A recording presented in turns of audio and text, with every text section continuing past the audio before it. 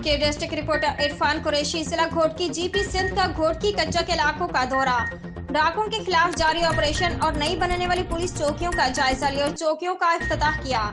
IGP Sindh जनाब गुलाम नबी मेमन जिला घोटकी में शोधा के नाम पे बनने वाली कच्चे में नई पुलिस चौकियों का मुआयना करने जिला घोटकी पहुंच गए।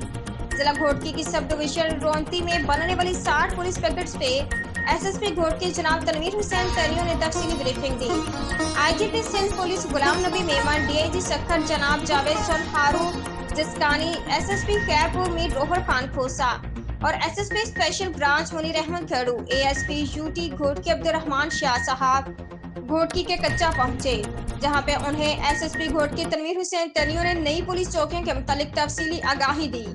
उन्होंने रोंती सब डिवीजन के 3 थानों आंदल संदरानी, बेलो मीरपुर और थाना शहीदीन मोहम्मद लेकारी रोंती की हदूद में बनने वाली नई पुलिस चौकियों के हवाले से बताया कि मज़कूरा नई पुलिस चेक पोस्टों का कयाम के बाद न सिर्फ शाहराहों पे आवाम जुराइम से महफूज रहेगी, बल्कि उसके साथ साथ कच्चा भी जुराइम से महफूज हो जाएगा। इन पैकेट्स के कयाम से कच्चे में भी अमन और अमान को यकीनी बनाया जाएगा। कच्चे में लड़ने वाले डाकुओं अगवाकारों को काबू किया जा सकता है और कच्चे के डकैतियों जुराइम पेशा अनासरों को कच्चे या पक्के में जुर्म करने की नीयत से बाहर जाने का रास्ता भी नहीं मिलेगा।